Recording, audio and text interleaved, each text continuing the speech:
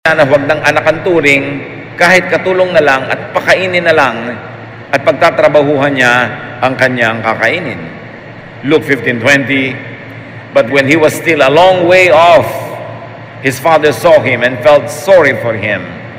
He ran to his son and hugged and kissed him. Ang taong ito, ang ama, sa kabila ng ginawa ng anak, ay sobrang mahabagin at maibigin, at malayo pa lang kanyang anak na nakita niyang papalapit, siya pa ang patakbong sumalubong. Pinupog niya ng halik, niyakap niya ang kanyang anak. The father accepts his returning son without even hearing his humble proposition first. Hindi pa niya nadidinig yung sinasabi ng anak na ituring niyo lang po akong katulong. Hindi pa niya nadidinig yung ganung pagpapakumbaba na bagbag na ang loob ng tatay na sadyang mabait.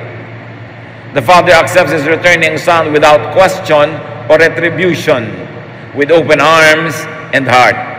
Walang tanong-tanong, walang sumbat-sumbat, niyakap niya agad at pinagahagkan ang anak na napakatagal na niyang hinihintay at napakatagal na niyang inaasam-asam na makasamang muli. Luke 15:21, the son said, "Father, I have sinned against God in heaven and against you. I am no longer good enough to be called your son." So the son expresses his humble realization and proposition. What did he realize? That he was not such a good son. He was no longer worthy to be called son. Pwede na siyang tawagin na lang na utusan. At ito ang kanyang iminungkahi. Na itrato na lang siyang katulong, yun ay mas maganda na kaysa sa katulong siya ng ibang tao, tapos gutom din siya. Bakit ikinuwento ang kwentong ito? Sapagkat may aral. People are like this younger son. You and I are like this younger son, mistaken, short of God's glory.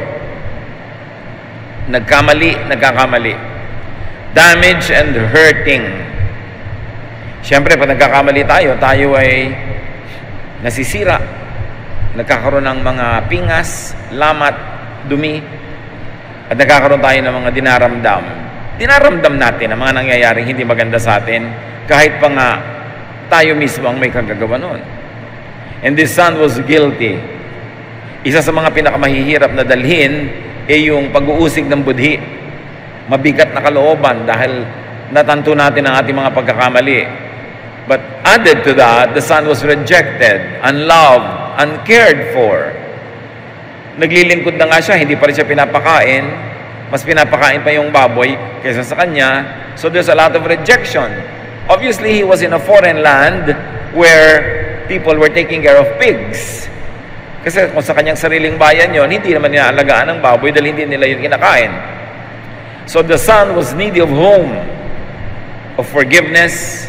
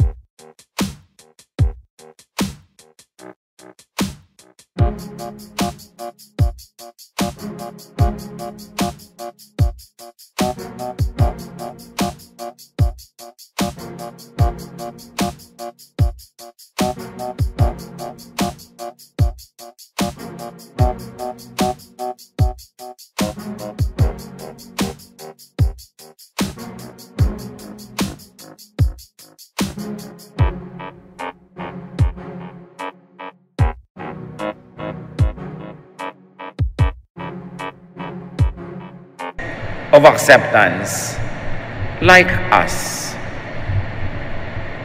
Tulad niya, tayo may nangangailangan ng tahanan kung saan tayo ay pinapatawad kung nagkakamali, tinatanggap ng walang patakaran, minamahal, pinapakain, kasama, at kabilang. Wala namang hindi katulad nitong taong ito. Lahat nagkakamali. Iba-iba lang ng hugis, kulay, anyo ang pagkakamali. Lahat nagkakaroon ng mga bagay na sukat ipagsisi. Ecclesiastes 7:20, indeed, there is no one on earth who is righteous, no one who does what is right and never sins. Walang perpekto, walang hindi nagkukulang, nagkakamali, nagkakasala. The younger son did wrong, obviously, but then he did right. Gumawa, nakagawa ng mali, pero gumawa rin ng tama. Itinama ang mali, itinuwid ang liko, niliwanagan ang madilim, nililinis ang marumi. Nagbalik loob siya sa kanyang ama. Luke 15:22-24. But his father said to the servants, hurry and bring the best clothes and put them on him. Give him a ring for his finger and sandals for his feet. Get the best calf and prepare it so we can eat and celebrate. This son of mine was dead, but he has now come back to life. He was lost and has now been found. And they began to celebrate. Yung inaasahan ng anak na dapat lang ay kanyang tanggapin, na gawin na lang siyang katulong, baligtad. Pinabihisan siya, hindi lang ng basta damit, ng pinakamagarang damit. Sinuotan pa siya ng singsing na napakalaki ng kahulugan bilang isang tagapagmana, bilang isang anak ng pamilya, na maaaring itong damit niya at singsing niya ay higit pa kaysa doon sa dati niyang suot, muntik pa siyang ma-promote o na-promote pa nga siya. At yung inaalaga ang hayop na pinapataba para sa mga espesyal na okasyon ay ihahanda, ay ipinahanda. So niya, magdiwang tayo. Nawawala ang anak kong ito, ngayon natagpuan ng muli. Dati nang namatay, pero ngayon buhay na uli. So the father unconditionally accepts, restores, and celebrates the younger son. Tulad ng sinasabi ng Luke 14:11, those who humble themselves will be exalted. Ang nagpapakumbaba sa harapan ng ama ay siya namang itinataas. Basta't bumalik ka lang. Hindi pinag-uusapan na huwag kang magkasala, huwag kang magkamali, huwag kang magkulang, kasi wala namang ganon. Ang pinag-uusapan, matapos ka magkamali, magkasala, magkulang, mag-isip-isip ka, maghunos dili, magbulay-bulay, magbagong loob, at magbalik loob. At pag nagbalik loob, walang tanong-tanong, tatanggapin, mamahalin, bibigyan muli ng dangal ng Ama. This is our Father God. This is the truth and reality about our God. Kabaligtaran nung nasa isip ng marami na ang Diyos ay laging nagagalit, namamalo, nagpaparusa, naghihiganti. Kaya tuloy tayo laging takot na takot sa Diyos, hindi makalapit sa Diyos. Lalapit lang sa Diyos, kailangan pa ng tagapamagitan, kailangan pa ng intercessor, kasi natatakot. Hindi yun ang Diyos na ipinapakilala ni Jesus. Isang Diyos na maamo, maibigin, mapagmahal, mapagtanggap. 1 John 4:7 and 8. Dear friends, let us love one another, for love comes from God. Everyone who loves has been born of God and knows God. Whoever does not love does not know God, because God is love. Itong teachings of a loving God, about a loving God, kailangang idiin, ulit-ulitin, isiksik ng isiksik sa utak nating lahat, kasi hindi ito ang nasiksik sa utak ng marami. Lumaki, nagkaedad, tumanda, laging matakot ka sa Diyos, matakot ka sa Diyos. Yun ang pang-brainwash ng napakarami. Pero hindi yun ang ipinakilalang Diyos ni Jesus. Love is the greatest and only essential commandment according to Jesus. And love is the greatest according to Paul. Sadly, our loving God has been grossly misrepresented by many as angry and vindictive. Yan ang malungkot. Ipinakilala at patuloy na ipinapakilala ang Diyos na laging galit at mapagiganti. But Jesus showed the world the true, loving character of God, especially through this story that we are studying. John 1:14, the Word, meaning Jesus, became a human being and lived here with us. We saw His true glory, the glory of the only Son of the Father. From Him, all the kindness and all the truth of God have come down to us. Ibig sabihin, bago isilang si Jesus, hindi nakikilala ng mga tao ang Ama. Baligtad pat liko, baluktot ang nakikilala, kaya lahat ng kabutihan at katotohanan tungkol sa Ama ay ibinaba, ipinakita sa pamamagitan ni Jesus. Na kundi pa isinilang si Jesus, kundi pa siya nabuhay para ipakilala ang Ama, liko, baluktot ang pagkakakilala ng tao sa Diyos. Luke 15:25-30 sa pagpapatuloy ng kwento. The older son had been out in the field, but when he came near the house, he heard the music and dancing. So he called one of the servants over and asked, "What's going on here?" The servant answered, "Your brother has come home safe and sound, and your father ordered us to kill the best calf." The older brother got so angry that he would not even go into the house.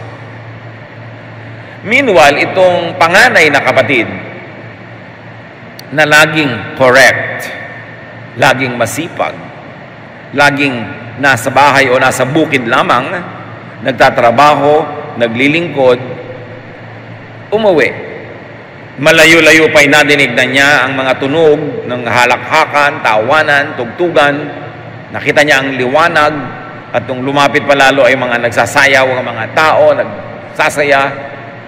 So sabi niya agad doon sa isang katulong na nasa labas, anong nangyayari dito? Sa halip na ma-excite siya na mayroong kasiyahan, negative. Sa niya, anong nangyayari dito? Aba, umuwi na po ang inyong kapatid at nagpakatay ng pinakamatabang hayop ang inyong ama para ipagpiesta natin at ipagdiwang, nagalit imbes matuwa. At ni ayaw pumasok ng bahay. Ganyan yung mga laging matuwid, laging righteous.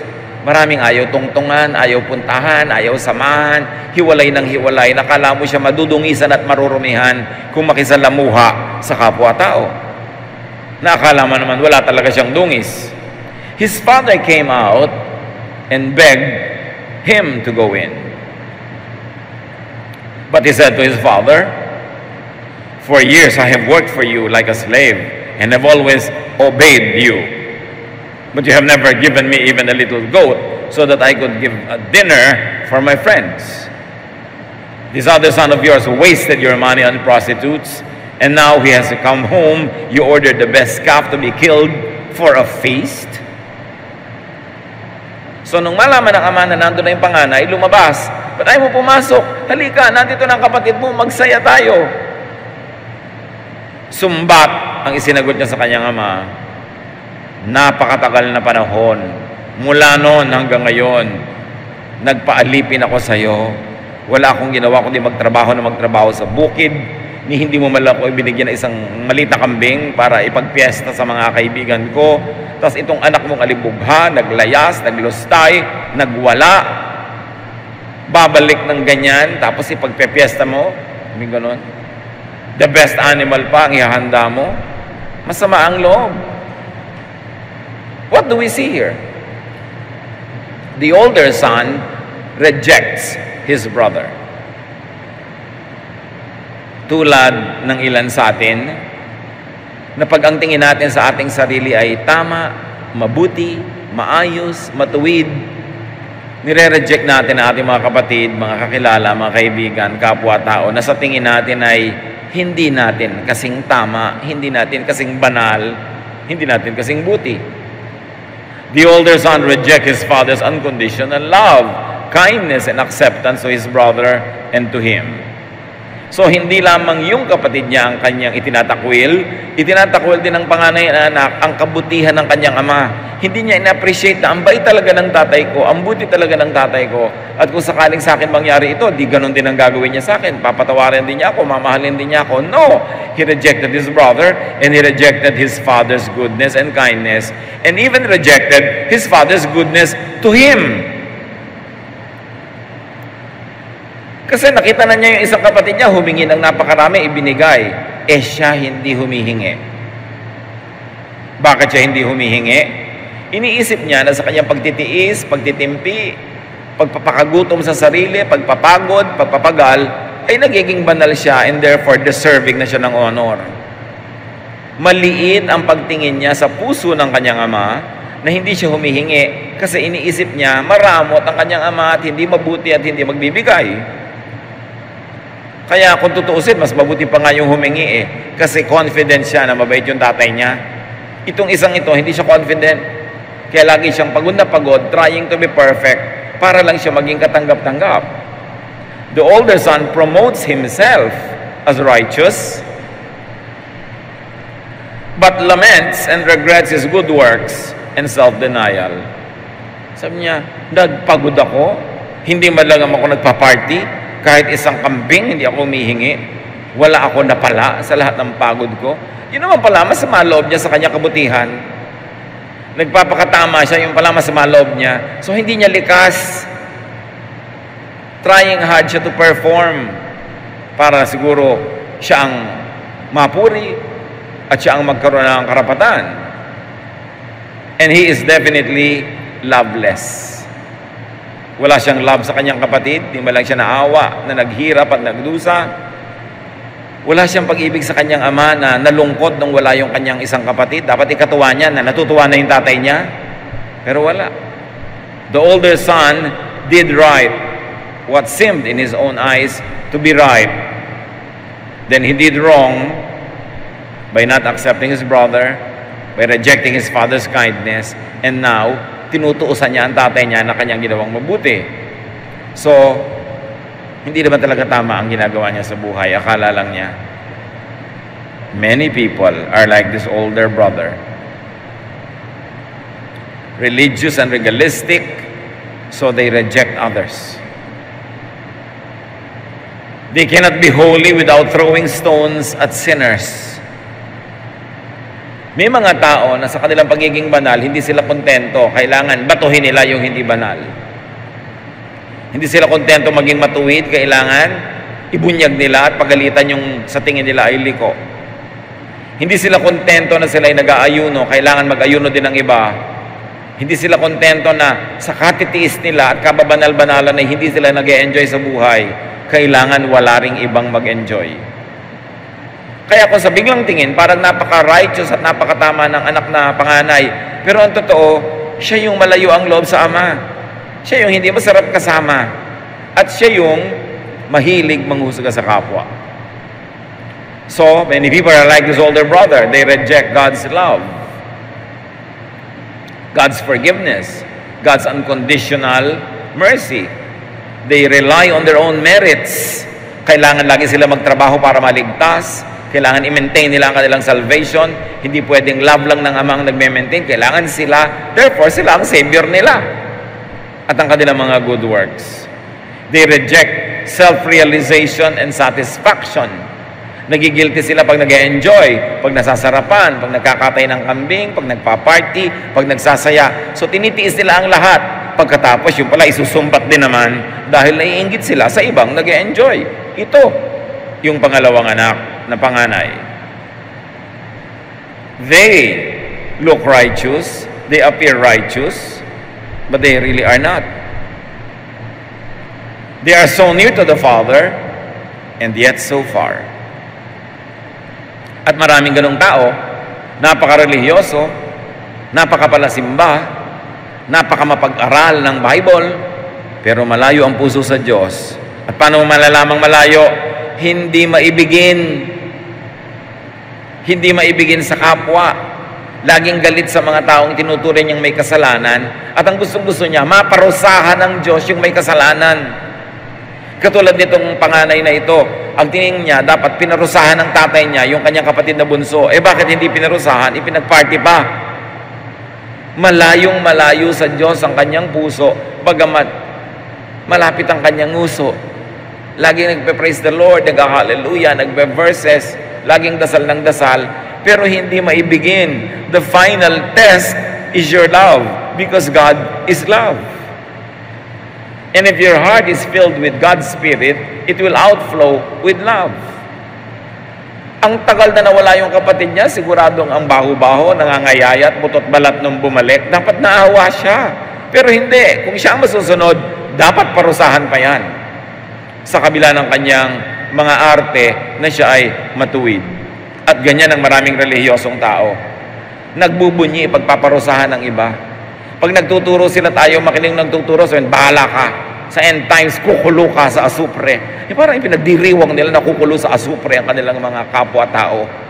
Malayo ang puso sa Diyos ng ganong mga uri ng pananaw. Huwag tayo magpapadaya. Pag nagbubunyi at natutuwa na may mga mapaparusahan, mapapahamak, dahil sa tingin mo may makasalanan sila, ang reviewin mo ay yung sarili. Kasi dapat habag ang nararamdaman mo sa ganong mga tao. Luke 15:31-32, his father replied, "My son, you are always with me, and everything I have is yours. But we should be glad and celebrate. Your brother was dead, but he is now alive. He was lost and has now been found." Malaman ang sinabi ng ama, lagi kang nandito. Lahat ng ari-arian ko'y sa'yo rin. Yung kapatid mo nga naglayas, binigyan ko pa. Ikaw hindi ka naglalayas. Bakit hindi ka nagkatay ng kambing? Bakit hindi ka nagparty? Problema mo yan. Sinabi ko bang huwag kang mag-enjoy? Sinabi ko bang mag-fasting ka na mag-fasting dyan? Sinabi ko ba na huwag kang magsaya kasama yung mga kaibigan? Pinili mo yan. Dahil sa palagay mo, yan ang pagiging matuwid. E-earn ka ng point sa langit. Pero choice mo yan, hindi ko yan hiningi sa'yo. Bakit ka ngayon nagre-reklamo? The father clarifies the older person's accountability. And in fact, very subtly corrected him. Those who exalt themselves will be humbled. Itinataas niya ang kanyang sarili, ako ang dapat na ipag-party, ako ang dapat ipagdiwang, bakit yung kapatid ko na yan, alibugha? Sabi ng tatay niya, ba't di ka nag-party? Sino may sabi sa'yong wag? Choice mo yan, tapos ngayon isisisi mo sa akin. Choice mo na maging cruel, maging sa sarili mo, tapos gusto mo na maging cruel ako sa kapatid mo. Ganon kasi yung mga taong walang ginawa kundi ang sarili ay tiisin, pahirapan. Gusto rin nila, pahirapan yung iba. Hindi sila kontento na sila ay nagtitimpi. Dapat magtimpi din yung iba. Hindi sila kontento that they are fasting. Dapat mag-fast din ng iba. And this is actually hypocrisy. At ito ang malinaw na ipinapakita sa kwento. Merong sa tingin at biglang tingin ay mukha maka-Diyos, pero sila pala yung malayo. Dahil hindi sila maibigin. Kahit namumulaklak ang dila nila ng verses. Kahit wala na silang ginawa kundi magsimba. Pag hindi sila maibigin, baliwala ang lahat. And the Father declares the mission statement of the Jesus ministry, which is to find the lost, to love the unloved, to clothe the naked, to feed the hungry, to forgive the mistaken, to give care and love unconditionally. Not judgment, not punishment, not rejection. John 1:12-13. Yet to all who received Him, to those who believed in His name, He gave the right to become children of God. Children born not of natural descent, nor of human decision, or a husband's will, but born of God. Namnamin ang verses. To those who receive Him. Nakita niyo yung younger son? He received the love of the Father. He went home. He believed in the name of God. He believed in the name of his Father, that his Father is kind and good and loving. At nung siya'y bumalik, anong ginawa ng tatay niya? He gave the right to become a child again. Bumalik lang. Sabi niya, mga anak na hindi dahil sa kalooban ng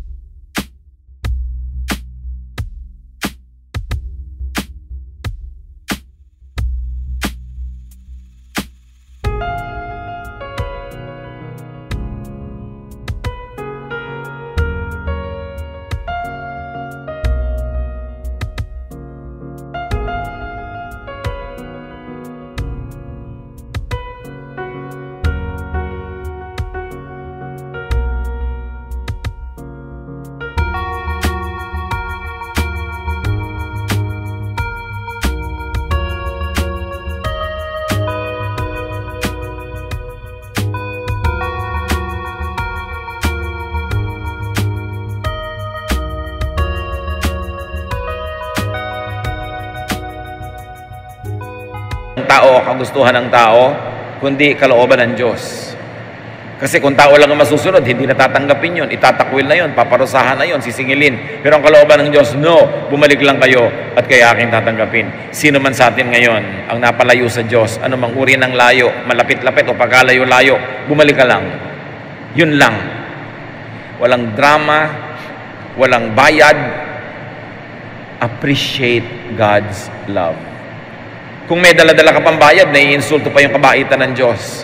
Pero yung hubad na hubad ka, gutom na gutom, payat na payat, wala ka maialok, wala ka maibigay, magpapaalipin ka na lang, yun ang tunay na pagkilala sa kanyang kabaitan. Kasi kung may ibabayad ka pa, may pagyayabang ka pa eh. Kung may ipapalit ka pa, may isusukli ka pa, may konti ka pang yabang. Pero yung pipim-pipi ka, pisang-pisa, pigang-piga, pupunta ka sa Diyos nang walang kakibo-kibo at humble, doon mo mararamdaman kung gaano siya maibigin, kung gaano siya kabait. At tayo man mga kapatid, tumatanggap tayo ng regalo ng Pasko, hindi lang tuwing Pasko, kundi everyday. Dapat yun din na ibigay natin sa kapwa. Pag nagsosorry na, tama na, huwag nyo nang awayin, nagsosorry na nga eh. Minsan bumabalik sa'yo, nagbabalik loob kahit walang salita. Minsan nahihiya magsalita. Pero nandun, bahag-bahagang buntot, nakayuko, pumupunta sa'yo. Nagbabalik loob, tanggapin mo na. Tulad ng ginawa ng ama doon sa kanyang anak. Kasi yun nga ang Pasko. Tumatanggap tayo ng ganun mula sa Diyos, manong ibigay natin sa kapwa. Dahil tayo din naman ay tumatanggap din ng ganung kabaitan.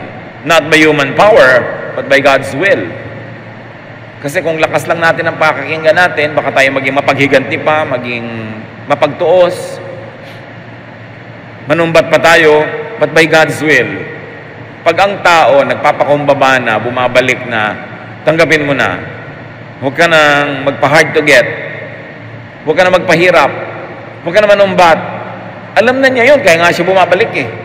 Kailangan pa ba namang dut-dutin ang isang sugat na dumudugo na nga? God accepts all who come to Him through Jesus. No one would be rejected.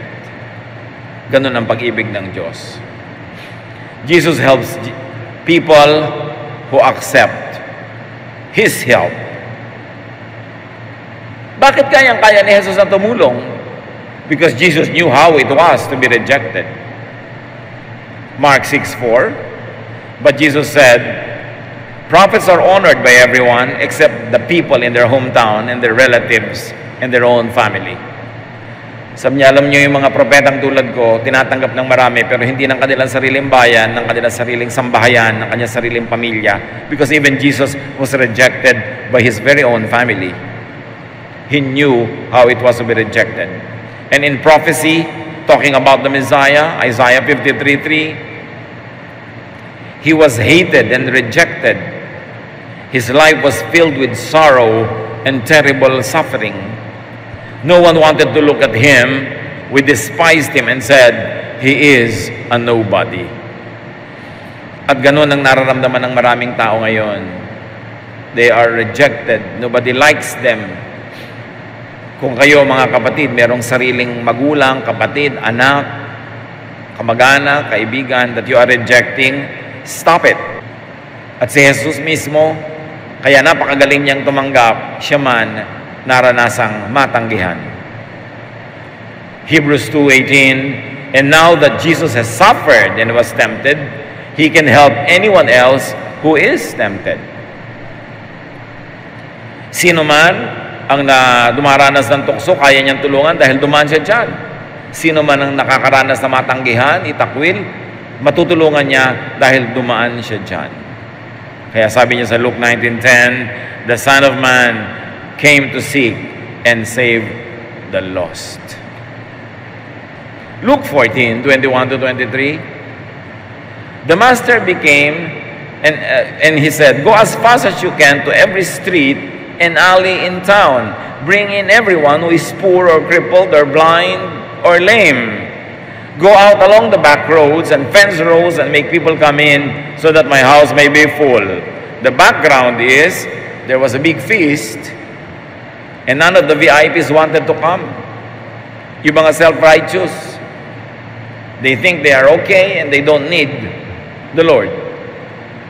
So ang sabi ng may bahay, sino man dyan ang mga lumpo, ang mga bulag, ang mga may sakit, sila ang imbitahin. Papasukin at nang mapuno ang aking bahay at nang magkaroon ng pagdiriwang. The house of God will be full of society's rejects. The church should be full of society's rejects. Hindi yung mga pang-display window quality. Yung mga reject, yung sinasabing the lame, the blind, the crippled, the poor. Yun ang gustong-gusto ng Diyos na kupkupin, tanggapin, mahalin.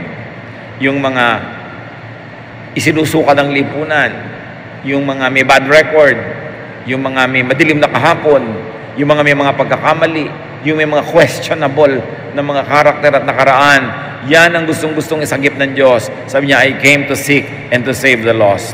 Ngayon, ikaw, nagbabanal-banal, kunwari mo ka Diyos, bakit mo tatanggihan ang gano'ng mga tao? Bakit mo sila itatakwil? Sila nga ang gustong-gusto ng Diyos na sagipin. Kaya alam na alam ni Jesus how to be rejected. Approach God. Go to God. Go back to God. Be received by God through Jesus. Hindi ko mo pag nagkakamali tayo, nagkakasala, lalo tayong lumalayo sa Diyos dahil nahihiya tayo, nakakahiya naman, lalayo na lang ako. No, return. No questions asked. God will accept you back. Kailangan ikaw ang unang tumanggap sa sarili mo. Ang dami mga tao, nagpapadala sa akin ng message sa Facebook. Hindi nila tinatanggap ang sarili nila. Ang tingin nila sa sarili nila, hindi karapat-dapat, sila ay liko, sila ay marumi, sila ay sinumpa ng Diyos, etc., etc. Walang ganon. Guni-guni mo yan.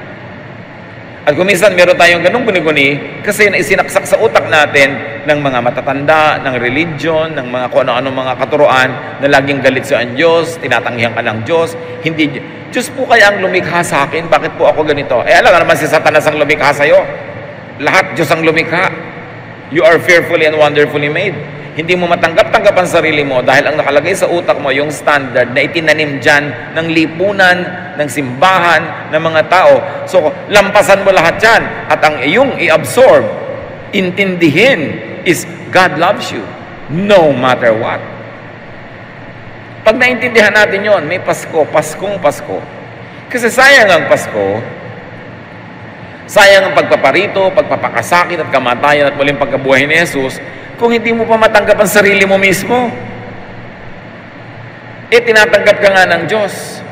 Kahit ano pang sinasabi ng mga relihiyoso at mga conservative, ang makinig ka kay Jesus, mahal ka ng Diyos, period. Pero hindi naman ibig sabihin na hindi ka na magbabago, hindi mo ayusin ang buhay mo. Pero tatanggapin ka, at saka ka ngayon mag-ayos. At kung sa pag-aayos mo, nagkamali ka na naman, nadapa ka na naman, tumayo ka ulit, tatanggapin ka na naman ng Diyos dahil walang hanggan ang pag-ibig ng Diyos. Kailan ma-appreciate ito? Masaya na maalala yun. Hindi yung lagi kang kapos, lagi kang kulang, lagi kang takot.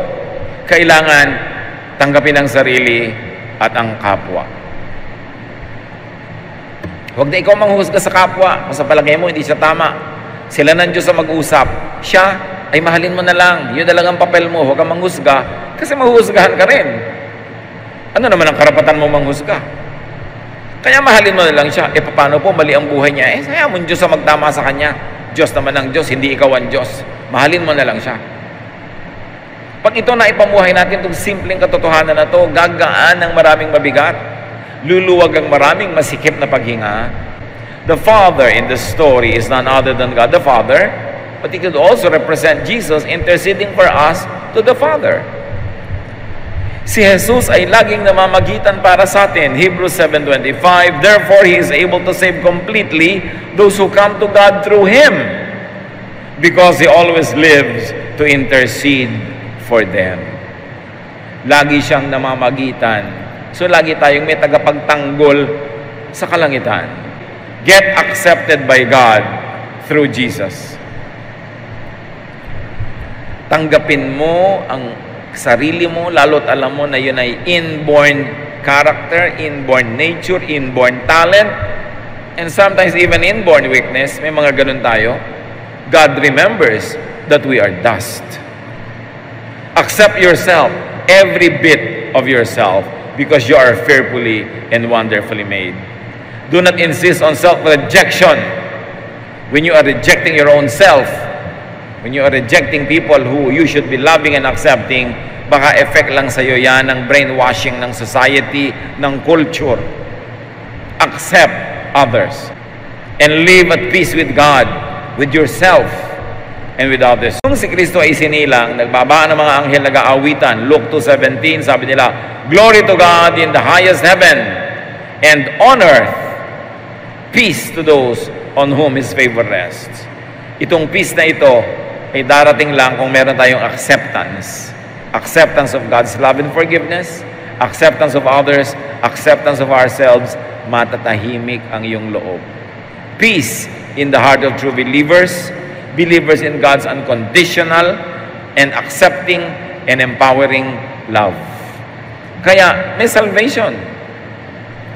Salvation is not only salvation from hell, it's also salvation from rejection, because rejection and being rejected is like hell.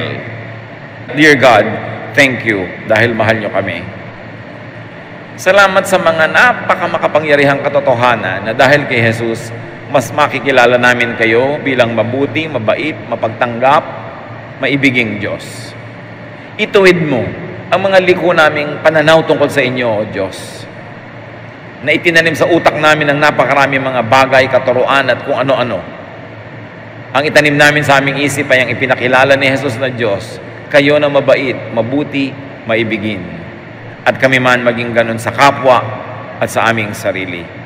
Mag-isip-isip at magbulay-bulay tayo mga kapatid kung may mga nire-reject tayong tao na dapat na nating tanggapin. At kung may nire-reject tayo tungkol sa ating sarili na dapat din nating tanggapin para tayo matahimik. At matapos yun, ay payagan natin at hayaan ang Espiritu ng Diyos ang pumili.